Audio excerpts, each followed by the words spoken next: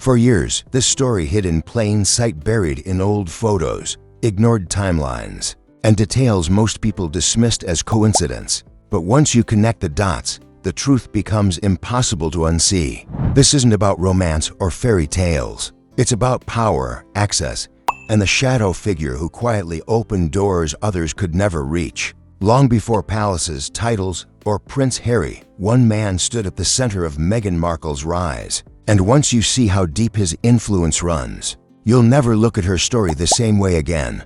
Before the palaces, before the global headlines, before the titles and controversies, Meghan Markle was a working actress on the cable drama Suits. She wasn't famous in the traditional sense. She wasn't wealthy. She didn't come from elite global circles. She had ambition, but ambition alone doesn't open the most guarded doors on earth. Yet somehow, she gained entry into a world where influence is traded quietly, away from cameras. That world was Soho House. Soho House isn't just a members-only club.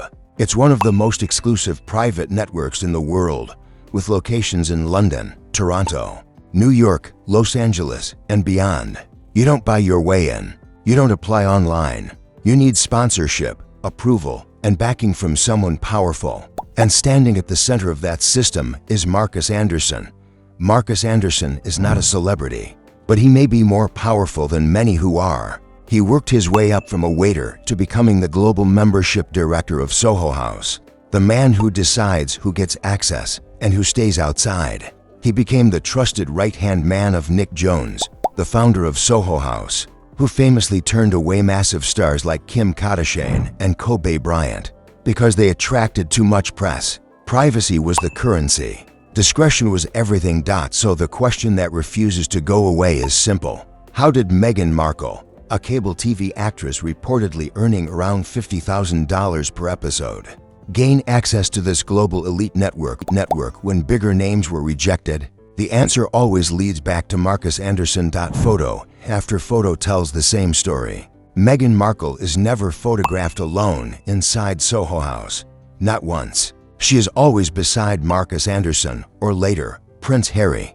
This matters because Soho House rules require guests to remain with their sponsoring member at all times. That means Meghan Markle was not a member. She was a guest, and the person hosting her every single time was Marcus Anderson. Their closeness wasn't hidden. In December 2014, photos show them leaning into each other at events, arms wrapped around backs, faces close. The body language is relaxed, intimate, and familiar. In June 2016, just 1 month before Meghan allegedly met Prince Harry, the two appeared together at a Toronto gala. Marcus Anderson wore a sharp blue tuxedo. Meghan Markle wore a black dress. His arm was firmly around her waist. It didn't look like a casual friendship. It looked like a partnership. Then comes July 2016, the moment that changed everything. According to royal biographers, Prince Harry didn't meet Meghan Markle by chance. He reportedly went directly to Marcus Anderson and asked him to arrange a private introduction at Soho House, London. Not a public venue, not a random dinner, a controlled, intimate setting with only a handful of people present. Marcus Anderson arranged it. That was just the beginning. Early dates between Prince Harry and Meghan Markle reportedly took place at Babington House, another exclusive Soho House property owned by Nick Jonas. Sources say Marcus Anderson handled logistics, privacy, and discretion. That isn't something a casual friend does. That's professional facilitation. This is where the term fixer comes in.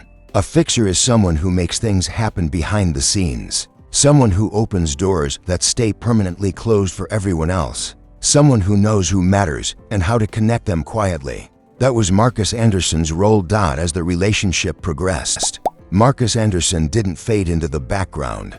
He remained visible, present, and involved. He attended the 2018 royal wedding. He appeared at Meghan Markle's 2019 New York baby shower. He continued showing up at key moments long after most friends would have disappeared. At the 2017 Invictus Games in Toronto, cameras captured a moment that many later found unsettling. Meghan Markle sat next to Marcus Anderson, knees brushing, smiling warmly at him. Prince Harry sat nearby, staring straight ahead, visibly uncomfortable. Observers noted the tension. But what could Harry say? Marcus Anderson introduced them. Questioning Marcus would mean questioning the foundation of the relationship itself. Years later, the pattern didn't stop. In October 2025, photos from Paris Fashion Week exploded across social media. Meghan Markle and Marcus Anderson were seen holding hands as they walked through the streets. Not linked arms, not casual proximity, hand in hand. The kind of gesture that raises questions no press release can silence.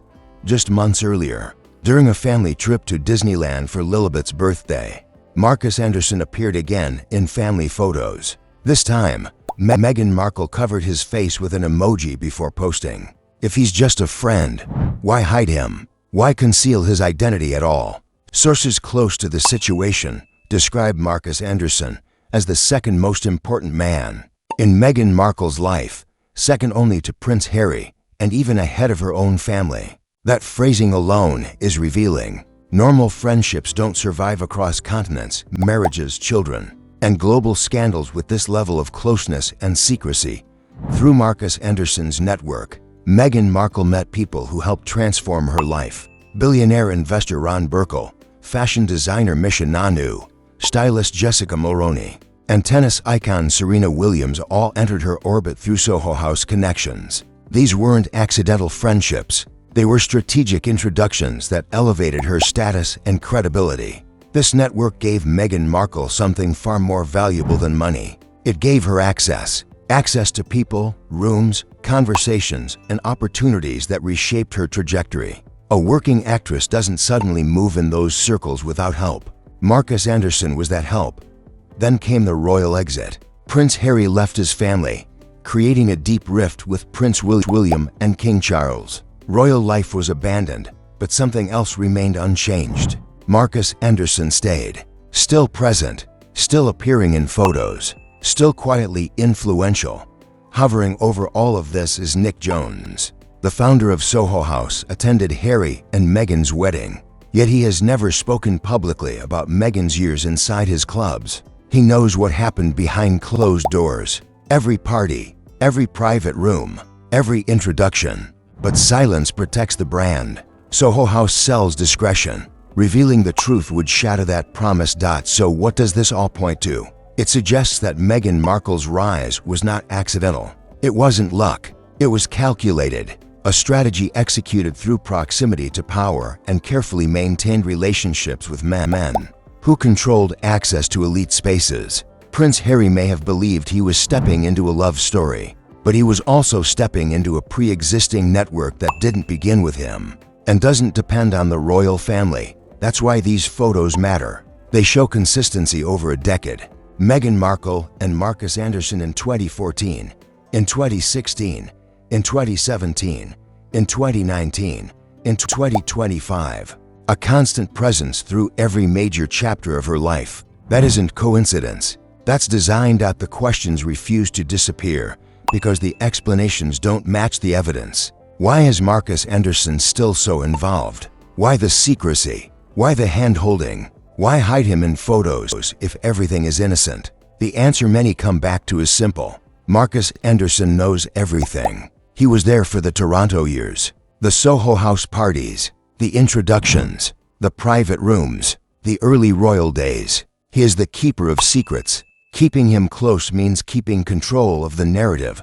This isn't a fairy tale. It's power operating quietly behind the scenes. And once you see the pattern, it becomes impossible to ignore. The photos remain, the timeline holds, and the questions keep growing louder. Marcus Anderson isn't a chapter that closed. He's still part of Meghan Markle's story today. And until those unanswered details are addressed, the speculation won't fade. If this deep dive made you rethink what you thought you knew, let your voice be heard below. Subscribe for more uncovering stories like this, and share it with someone who needs to see the truth behind the headlines. Thanks for watching.